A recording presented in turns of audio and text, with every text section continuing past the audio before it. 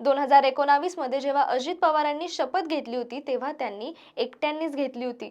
पण यावेळेस अजित पवारांनी शपथ घेताना त्यांच्यासोबत छगन भुजबळ, दिलीप वळसे पाटील, आदिती तटकरे, धनंजय मुंडे यांसारखे मातब्बर नेते सुद्धा होते।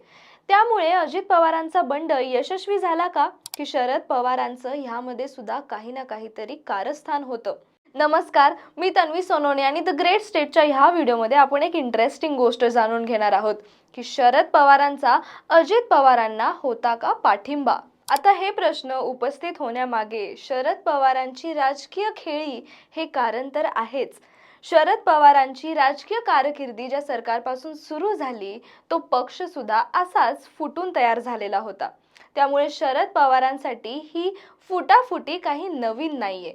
तर मग अचानक असं काय झालं की शरद पवारांच्या जवळचे हे सगळे लोक अचानक अजित पवारांसोबत गेले आणि सरकारमध्ये सामील सुद्धा झाले। ईडीचे छापे पडले तेव्हा जनतेसमोर येऊन दुधाने आंघोळ करून मी आता सुद्धा पवार साहेबांसोबतच आहे आणि शेवटपर्यंत पवार साहेबांसोबतच राहणार असं तर हसन मुश्रीफ म्हटले सुद्धा होते। अलीकडेच जयंत पाटील यांच्या काही संस्थांवरती ईडीची धाड पडल्याची बातमी सुद्धा बाहेर आली होती। याशिवाय प्रफुल्ल पटेल यांचं राहतं घर सुद्धा ईडीने जप्त केलं होतं आणि त्यांच्यावरती चौकशी सुद्धा अनेकदा झाली होती। छगन भुजबळ यांना 2015 मध्ये अँटी करप्शन ब्युरोने चौकशीसाठी ताब्यात सुद्धा घेतलं होतं आणि त्यांच्यावर 100 कोटींची बेनामी मालमत्ता असण्याचा आरोप सुद्धा होता आणि त्या कारणामुळे त्यांना तुरुंगात काही दिवस मुक्काम सुद्धा करावा लागला होता। तर थोडक्यात सांगायचं झालं तर वेगवेगळ्या राजकीय यंत्रणांच्या रडारवरती हे नेते कायम असतातच।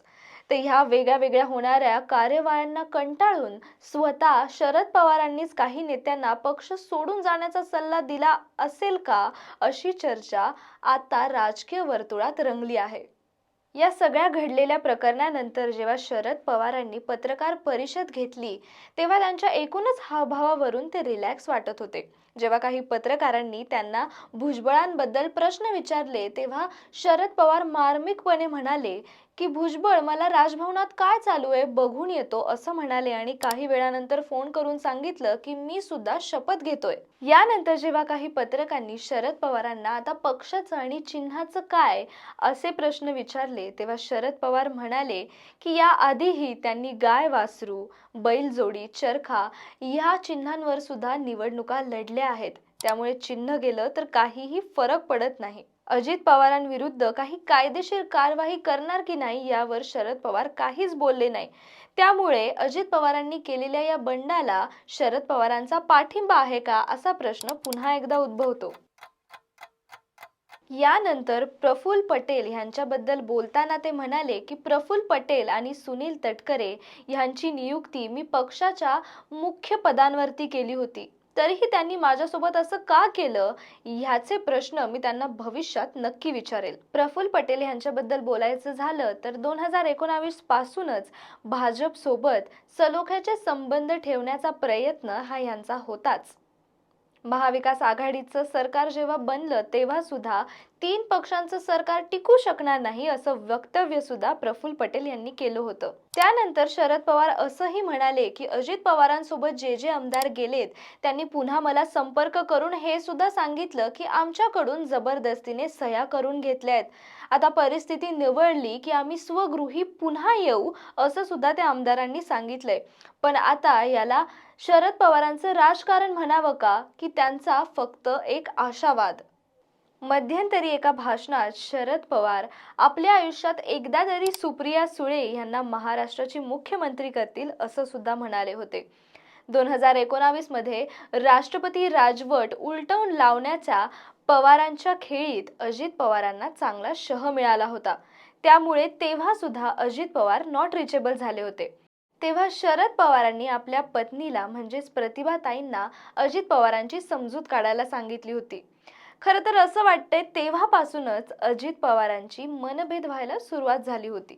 पक्षफुटी ही काही माझ्यासाठी नवीन नाही असं सुद्धा शरद पवार पत्रकार परिषदेत म्हणाले। 1980 मध्ये 50 आमदार सोडून गेल्यानंतरही मी खचलो नाही आणि पुन्हा ताकदीने पक्ष उभारला आणि यावेळेस सुद्धा असंच करेल असं म्हणताना त्यांनी सावध पवित्रा घेत वक्तव्य केले। या अर्थी कशावरून शरद पवारांनीच या सर्व आमदारांना अजित पवारांसोबत जायचा सल्ला दिला नसेल?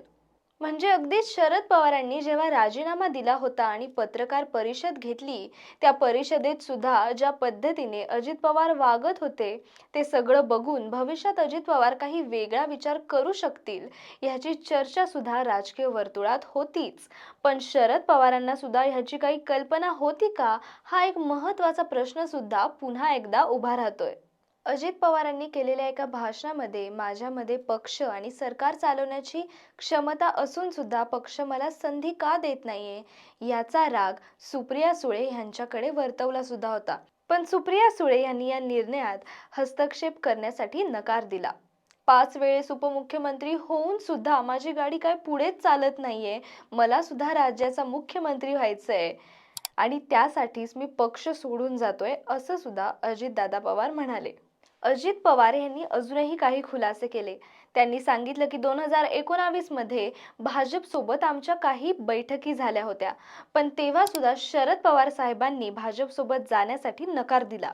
त्यानंतर वारंवार राष्ट्रवादी पक्षातल्या काही आमदारांनी ही भाजपची वाढती लोकप्रियता बघितली आणि त्यांनी पक्षात जायचा विचार केला आणि त्यासाठीचे पत्र सुद्धा काही नेत्यांनी शरद पवारांना लिहिले होते. पण शरद पवारांनी काही समाधानकारक असा निर्णय तेव्हा सुद्धा घेतला नाही. त्यामुळे अनेक आमदारांनी आपल्याकडे ही खदखद व्यक्त केली, असं सुद्धा अजित पवार म्हणाले. असं सगळं ठामपणे बोलताना अजित पवार हे सुद्धा म्हणाले की अजून देखील शरद पवार माझे विठ्ठलच आहे. याचा अर्थ असा का की अजित पवारांनी सगळं उघडपणे करायचं आणि पडद्याआडून शरद पवारांनी सूत्र हलवायची? आता ही राजकीय खेळी मानली जाईल का किंवा ही राजकीय खेळी आहे का, असा प्रश्न सुद्धा विचार करण्यासारखा आहे. तर आपण ज्यांना जानता राजा म्हणतो अशाच शरद पवारांना ह्याची काहीच कल्पना नसावी का की आता शरद पवारांची ही एक राजकीय खेळी आहे की येत्या काही काळात शरद पवार सुद्धा भाजप सोबत केंद्रीय सरकारमध्ये काम करायला सुरुवात करतील. सध्या घडलेल्या या सर्व घडामोडी बघता अजित पवार खरंच नाराजगीमुळे सोडून गेले की हा शरद पवारांचा काही डाव आहे हे पाहणं सुद्धा महत्त्वाचं ठरणार आहे. तर आजच्या व्हिडिओमध्ये एवढंच आणि व्हिडिओ जर आवडला असेल तर नक्की शेअर करा, सबस्क्राईब करा आमच्या चॅनलला द ग्रेट स्टेट आणि व्हिडिओ शेवटपर्यंत पाहण्याबद्दल धन्यवाद.